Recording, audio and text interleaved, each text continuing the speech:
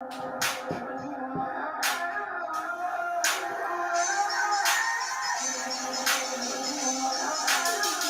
everybody, and welcome to Youth Connect Friday, October the 29th. I'm Aiden. I'm Kevin. I'm Joshua. I'm Nabroth. I'm Jeffrey. And welcome to our Youth Connect. Or technically, I should be saying our spooky Youth Connect, but if you don't celebrate the spooky holidays, then just happy Youth Connect. And great way to start it off with our video game of the week.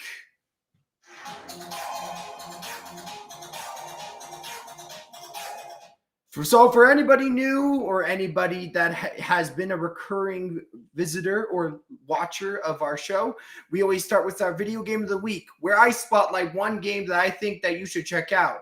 Now, this game just released today, and actually, I must say that I am pretty excited for it. And today's game of the week is Super Mario. Well, technically, it's just Mario Party Superstar.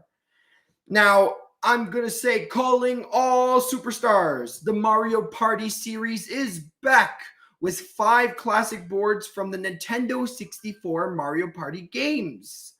Race to get the most stars and sabotage your opponents on boards like the Stellar Space Land or the Spooky Horror Land. And party at your own pace by suspending a game and picking up right where you left off. The tides can turn quickly in Mario Party, so stay vigilant, party goers.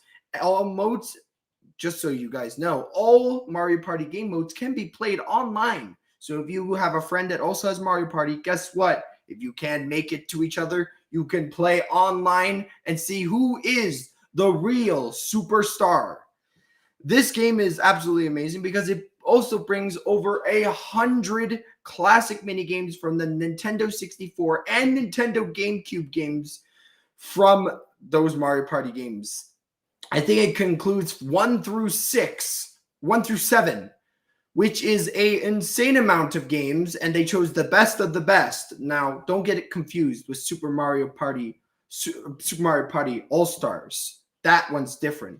This game's all of the classics like Mario Party 1, 2, and 3. I never played those. So it's going to be awesome to play through these brand new boards with brand new graphics and brand new mini games. Now, if you're an oldie and you really like the original games, then you get to see them completely remastered. So I hope that you guys check it out. It released today. Anyways, this has been your video game of the week. Next up, we have Kevin with your local Canadian news and weather.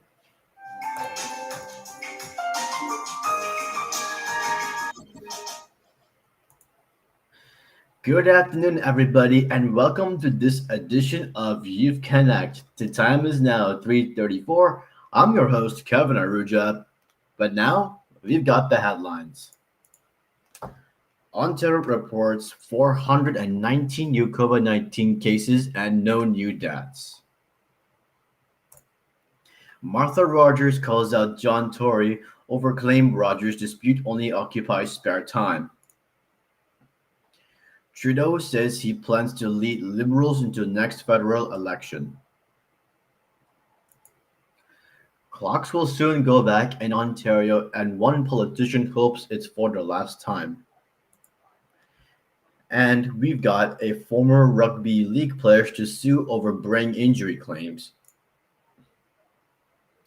Ontario reported more than 400 new COVID-19 cases and no additional deaths today, as the 7-day rolling average continued to drop. Provincial health officials logged 419 new infections on Friday, up from 409 yesterday, but down from 492 a week ago. Among the latest cases, 231 individuals are unvaccinated, 24 are partially vaccinated, 140 are fully vaccinated, and 24 have an unknown vaccination status. On Friday, the National Advisory Committee on Immunization announced more groups should be eligible for COVID-19 booster shots, including those who had doses of AstraZeneca and people over 70. After the National Advisory Committee on Immunization updated its guidance, Health Minister Christine Elliott tweeted that the province will release its plan next week on when the third doses will be distributed. So far, 88% of eligible Ontarians have received one dose of COVID-19 vaccine, and 84% have received two doses and are considered fully vaccinated. The ministry said there are 211 people with the virus in hospitals across the province and 130 in intensive care units. Of those in ICUs, 89 are breathing with the help of a ventilator. Health Minister Christine Elliott says 116 ICU patients are not fully vaccinated or have an unknown vaccination status, and 14 are fully vaccinated. A member of the Rogers family, locked in a bitter battle over control of a telecommunications company, is disputing Mayor John Tory's claim that he only spends his free time working on matters related to the company. John Tory spoke with the CP24 Tuesday about his involvement in the battle over control of Rogers Communications. The heated dispute at Rogers has seen Edward Rogers pitted against his mother Loretta and sister Melinda and Martha over the future of the telecom giant. The mayor said he does the work in his spare time in order to honor a commitment he made to the late Ted Rogers and in the interest of the thousands of people employed by the company in Toronto. But responding to his comments in a post on social media late Tuesday, Martha Rogers took issue with that claim and said a meeting last week lasted the better part of the day. Tory's office said in an email that including Thursday, he spent several hours on Rogers Matters last week. Most of the voting shares in Rogers Communications are controlled by the family trust. John Tory is a member of the advisory committee for that trust. He has a long personal history with the Rogers family and with Rogers Communications, where he ran two different subsidiaries in the 90s. Tory told CP24 Tuesday that he was working to try and resolve the battles at Rogers in order to fulfill a commitment to the late Ted Rogers, who helped look after his family and try to keep them in a position where they could have a good business and going and keep thousands of people employed in the city of Toronto. After an election that ended in disappointment and another minority government for his party, Prime Minister Justin Trudeau said today that he intended to stay on his Liberal Party leader into the next federation. Yes, Trudeau said during a Tuesday news conference when asked if he intends to lead the Liberals into the next election. His new cabinet, standing on risers behind Trudeau, applaud the brief response. Trudeau passed and smiled. Trudeau paused and smiled. It's the first time Trudeau has clearly addressed questions about his future as Liberal leader since he chose to trigger an early election that many have described as a failed gambit to secure a majority government. The Liberals won 160 seats in the September 20th vote, a gain of three over the party's 2019 tally, but still 10 short of the 170 seats required to form a majority government. Trudeau had been vague about his future political plans, telling Reuters in January that he looked forward to a number of more years serving Canadians. Liberal sources have told CBC News that they expected at least 18 to 24 months to govern before Canadians are sent back to the polls. The daylight saving time for 2021 is about to end, and Ontarians will have to turn their clocks back.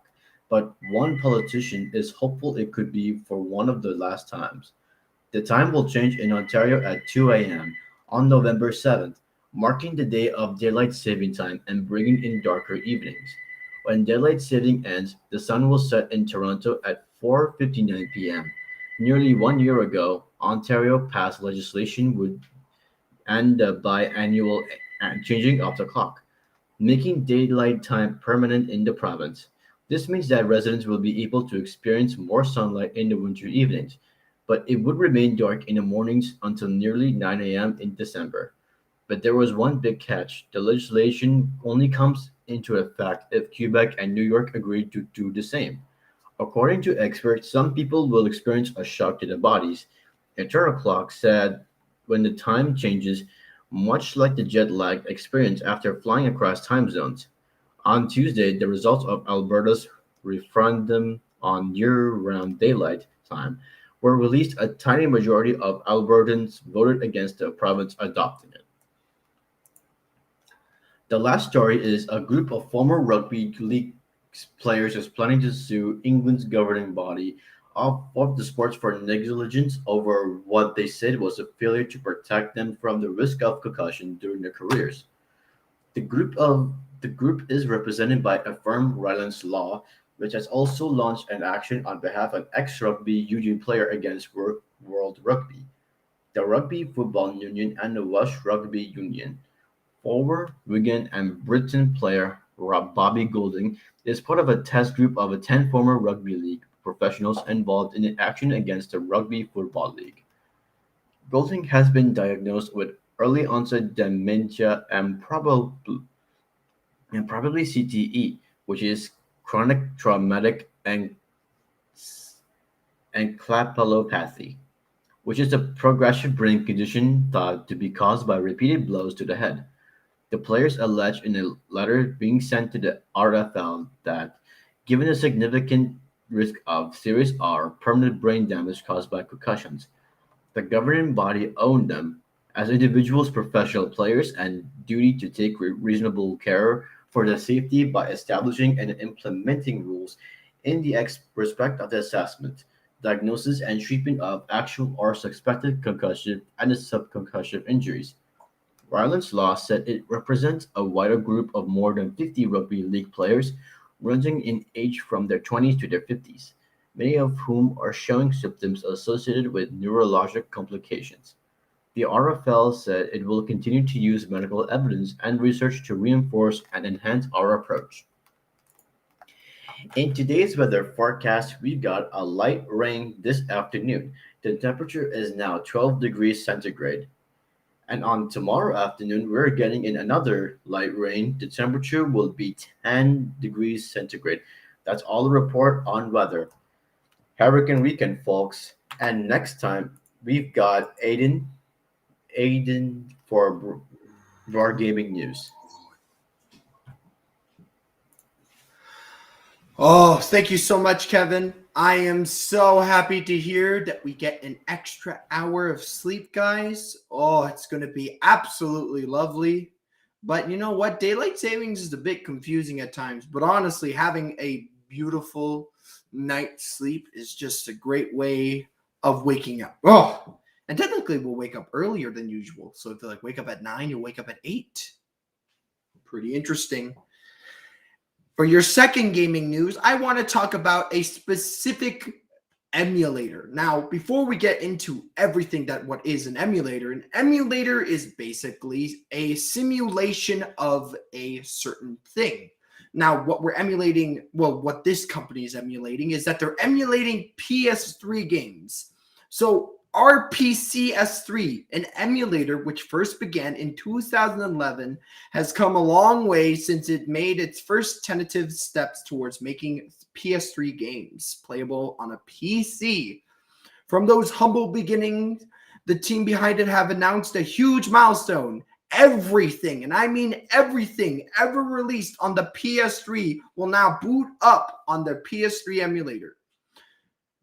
Earlier, the RPCS3 team tweeted, "We are delighted to announce that RPCS3 now has a total of 0 games in the nothing status. This means that all known games and applications are at least bootable on the emulator, with no ongoing regressions that prevent games from booting. We look forward to emptying out Loadable 2. There has been over 6,000 games and programs tracked over the emulator's lifespan. So to get every single one of them to some degree of booting up is an incredible achievement. And if you guys like PS3 games, I recommend checking it out. Apparently, it's a very, very, very interesting emulator, and it's supposed to be able to run on lower generation systems. So if you have a potato PC or a potato laptop, guess what? You can somehow still be able to play PS3 games, obviously with slower frame rate, but you can still be able to play it, which is quite awesome. Next up, though, we have Joshua, and Joshua has with us some world news and, of course, your very favorite animal news.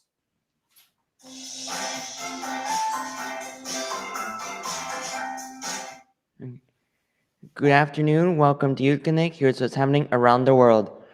Bomb cyclone hit U.S. West Coast. The U.S. West Coast has been subject to some pretty harsh weather conditions over the past few days, all thanks to a bomb cyclone, which is a weather event that has caused everything from mudslides to power cuts in some states. Well, what is a bomb cyclone? A bomb cyclone is a storm that takes place when wind becomes suddenly more intense due to a quick drop in atmospheric pressure, typically within 24 hours. This cyclone has been battering the western part of the country, bringing with it heavy rainfall and incredible high winds. Initially, the bomb cyclone was focused in the northwest of the country, affecting Washington, Oregon, and after heading further south, California. On Monday, October 25, thousands of Californians were left without electricity due to the force of the event. According to the National Weather Service (NSWS), up to 10 inches of rain was expected to fall on the West Coast over the course of that day, and the Bay Area in San Francisco was left flooded. Northeast of San Francisco, which has been affected by wildfires prior to the cyclone's arrival, has also suffered mudslides due to the burn scars on the land. These burn scars make the ground less stable, meaning heavy rain can dislodge gravel, stones, and mud, which subsequently flow downhill. Like later that day, the National Weather Service maps suggested the storm was making the move across the country, with even New York at risk of heavy rain.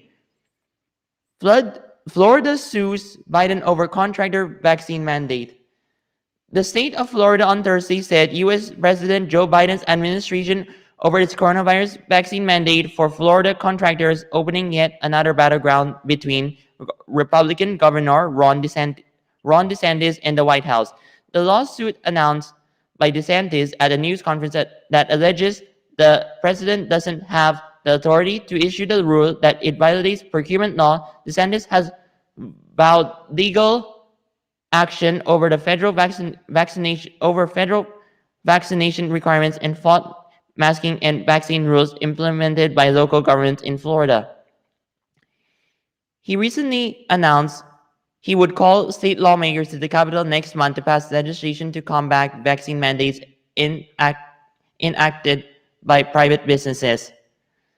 DeSantis is eyeing a possible 2024 presidential run and has been consistent in his criticism of Biden's handling of the pandemic and other issues. In addition to a vaccine mandate for federal contractors, which is set to go into effect in December, Biden has also announced that private employers with 100 or more workers will have to require them to be vaccinated or tested weekly. Biden has argued that sweeping mandates will help end a pandemic that has claimed the lives of more than 740,000 Americans. Turning to science news, solar wing jammed on NASA spacecraft chasing asteroids. NASA is debating whether to try to fix a jammed solar panel on its newly launched Lucy spacecraft en route to explore an unprecedented number of asteroids.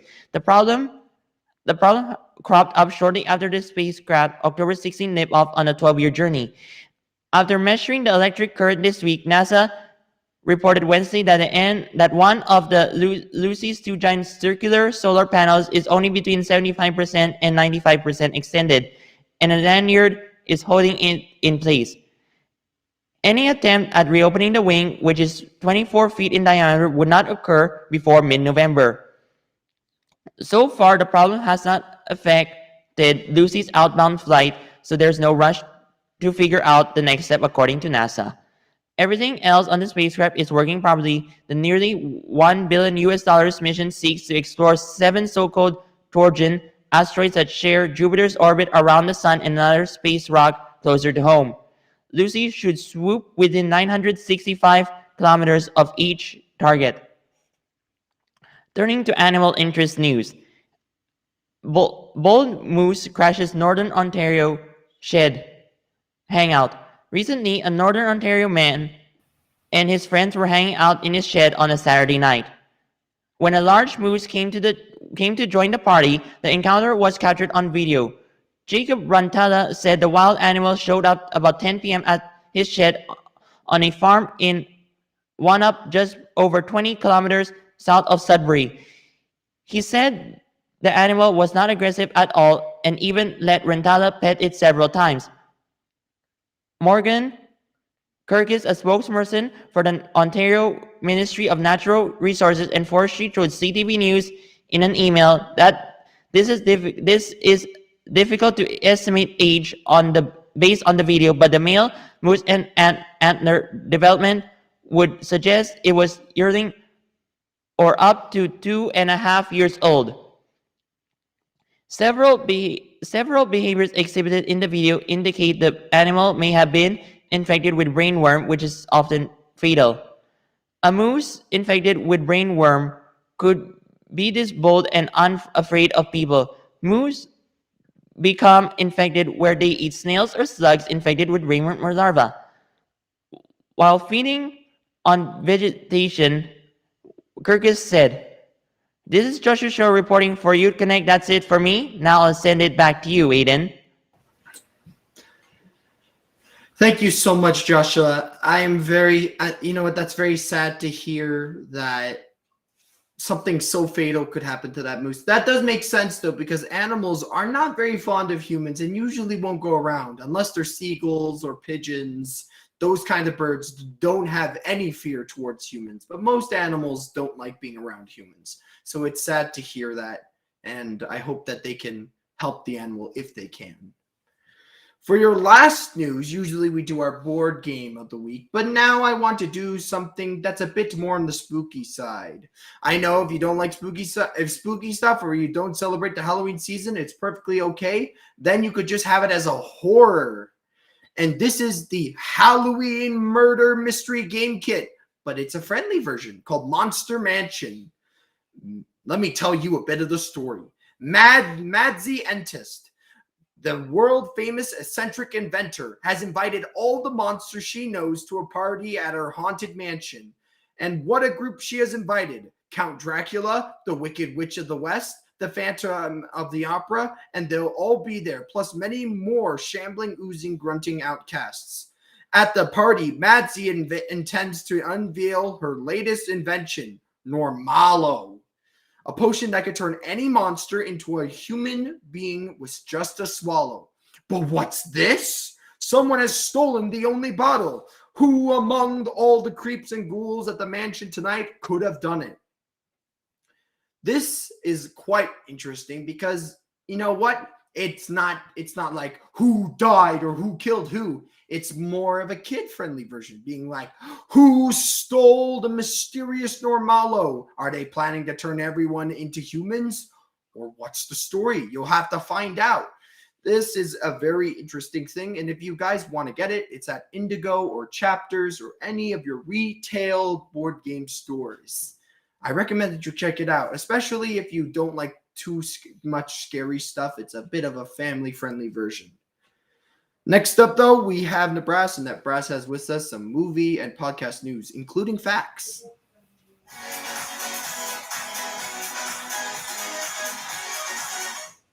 Hello, everybody. How are you guys today? My name is Nebraska, and I'm your host for the entertainment news. Let's get straight into our top story. The top story is about Vancouver's Sai Wu restaurant is turning up the heat with the menu for Halloween based on Squid Game.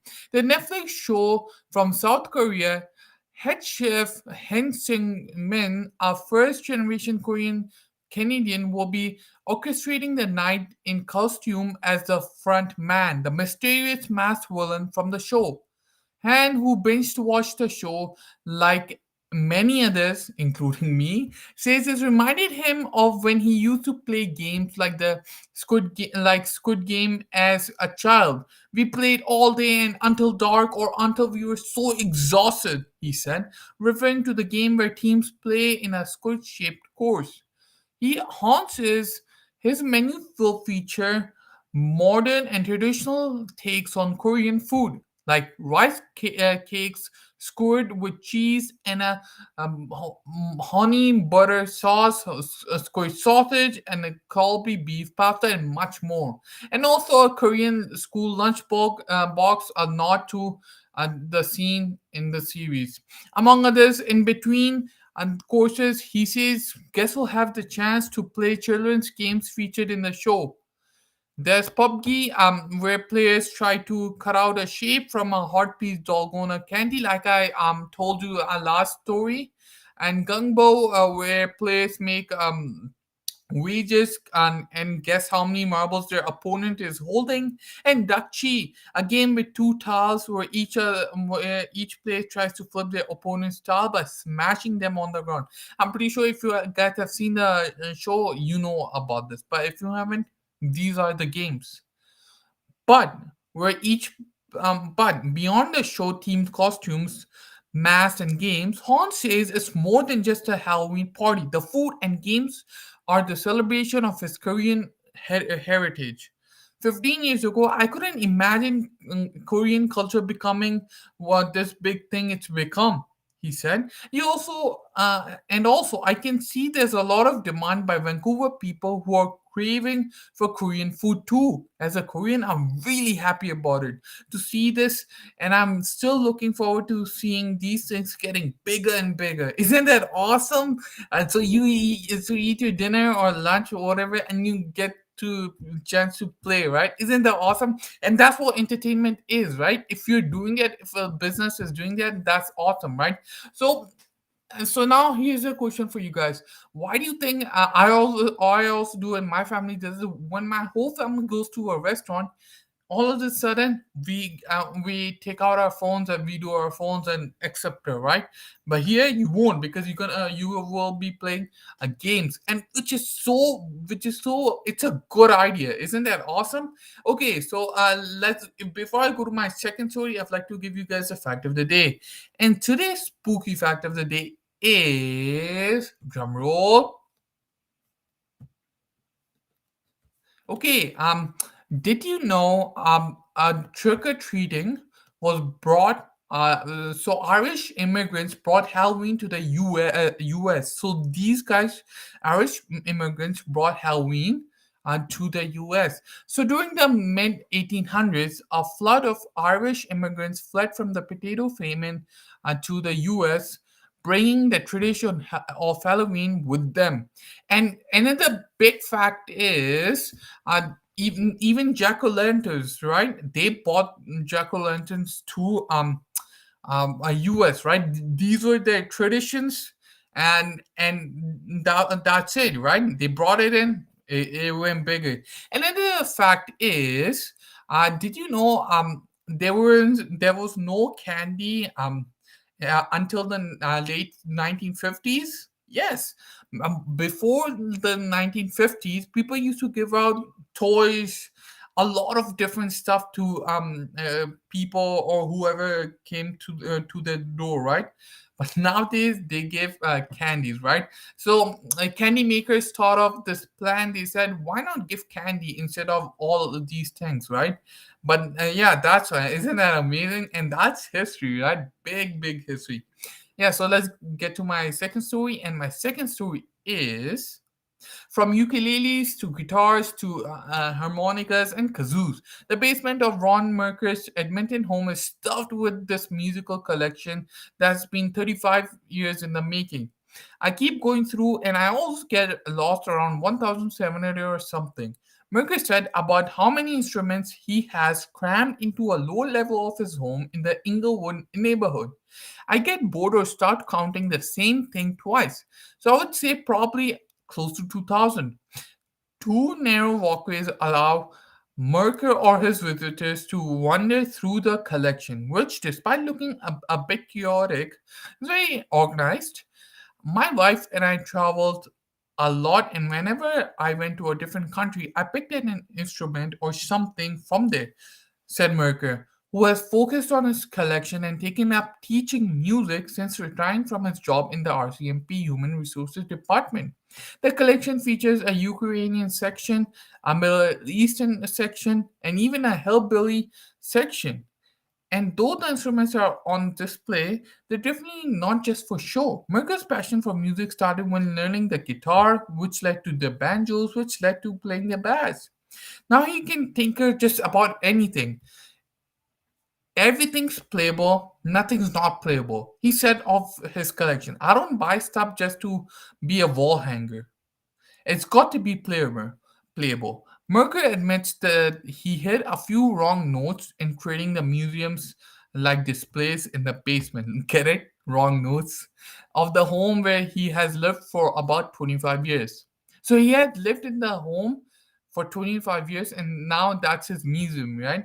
I had 200 pounds of white sand for my steel drums and stuff like that. Mercury recalled, but the cat was fascinated with that sand, and so that's why that was a bad idea. And despite having lost count of and running low on space, Mercury said he's done adding to his collection, scanning everything from eBay to thrift stores as he bets his time waiting for the next big find. Isn't that awesome? And now that's called a collection, right? And that's called addicted, right?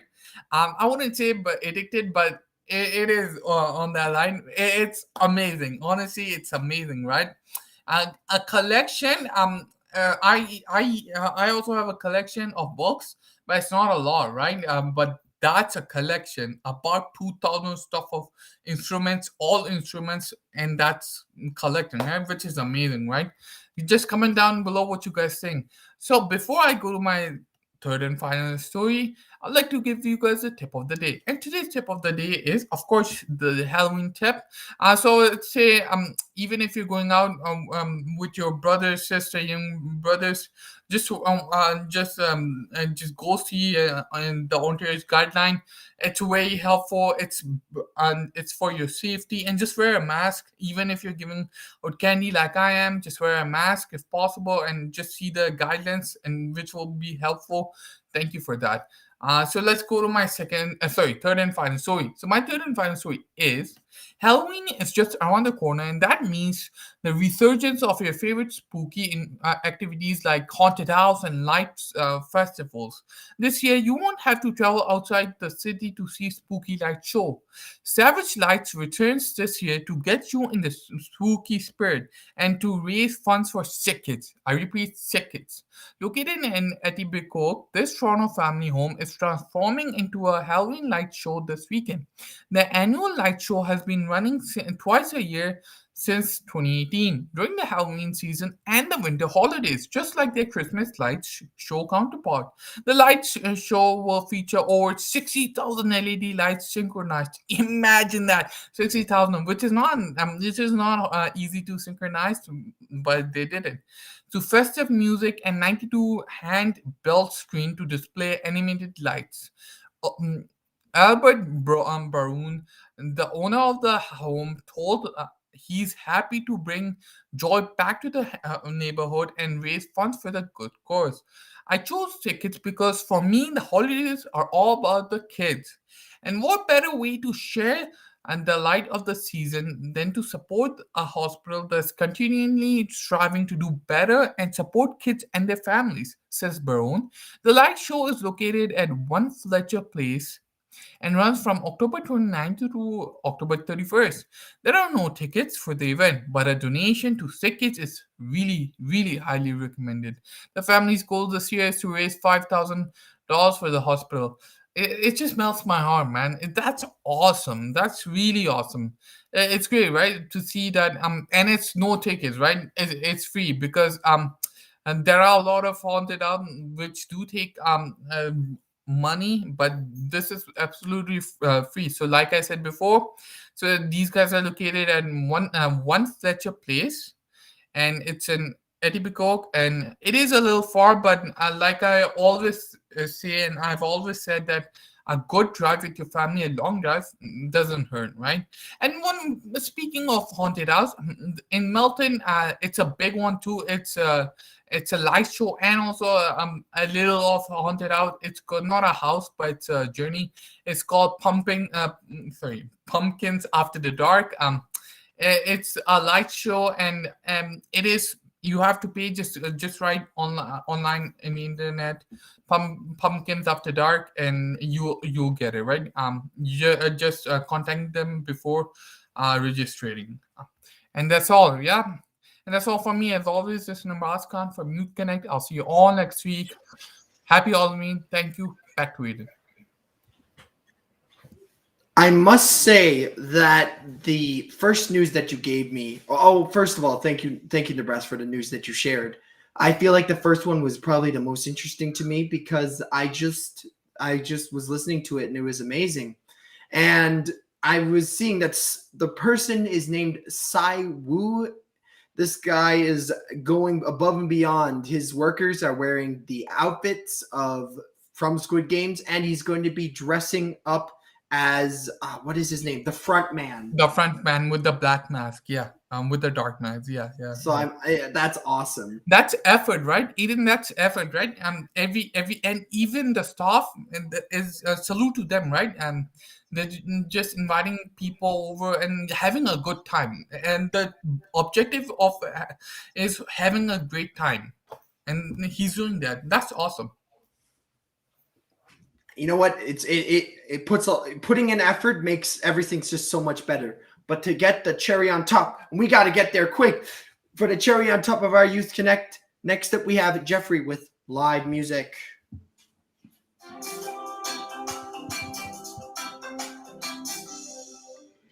Hi, happy Friday, everyone. I'm playing Hotel California by the Eagles.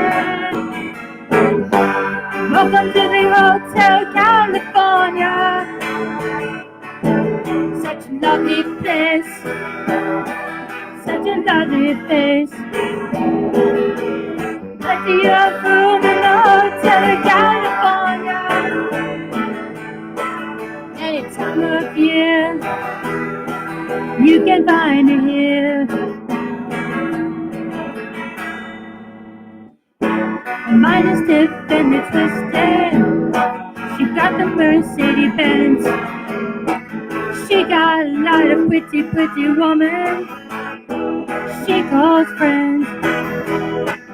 Ballet dance in the courtyard, sweet summer sweats.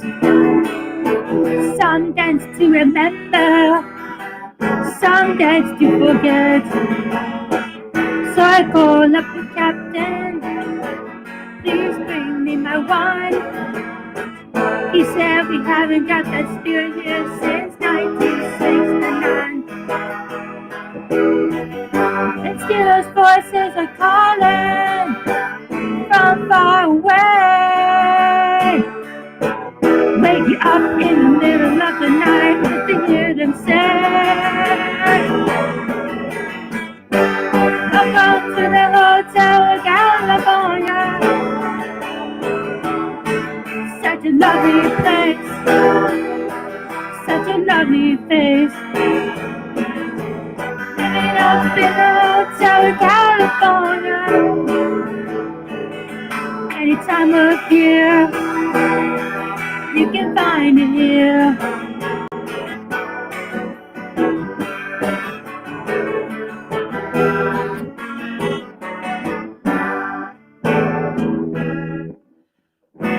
beers on the ceilings.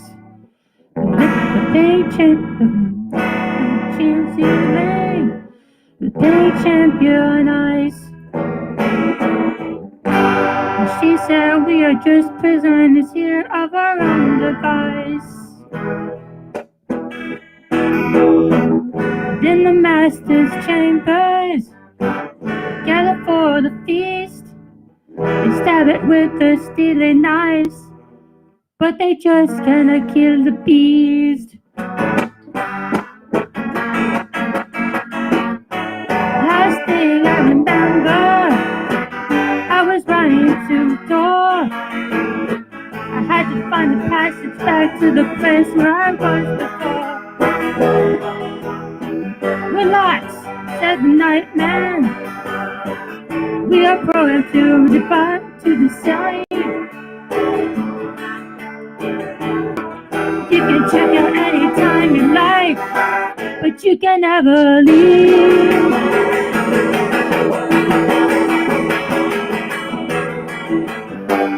Welcome to the Hotel California.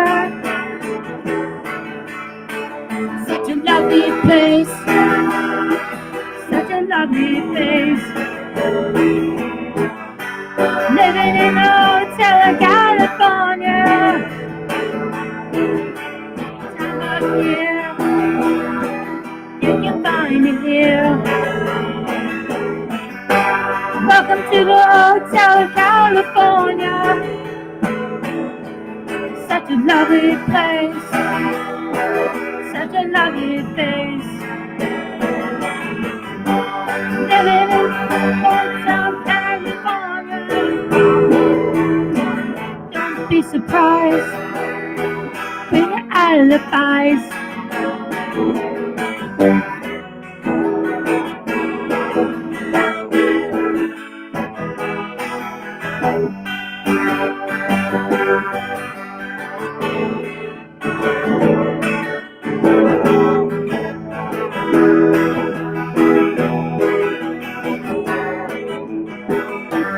Welcome to the Hotel California. Such a lovely place. Such a lovely place. Plenty of room in the Hotel California. Any time of year, you can find it here.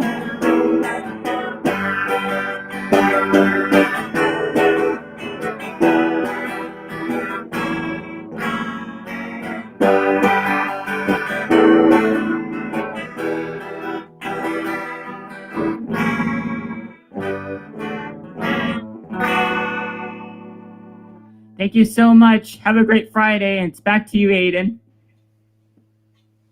Thank you so much, Jeffrey. Oh my gosh. It is just the best to hear Jeffrey sing. And I love that song. I was just bobbing my head to the music, kind of just humming along with it. Oh my gosh. Just thank you so much, Jeffrey. You need to have your live concert soon. Mm-hmm. But this is the end of our Youth Connect. I hope that you guys enjoyed. If you did enjoy, make sure to like, comment, and subscribe. And don't forget to click the notification bell so you don't get to miss all the videos. Anyways, guys, I hope that you have an amazing Halloween. But if you don't celebrate Halloween, just have a great weekend. But other than that, have a great weekend, folks, and happy Halloween. Enjoy, guys. Anyways, though, bye-bye. Bye. Bye. Bye. Bye. Bye, everyone.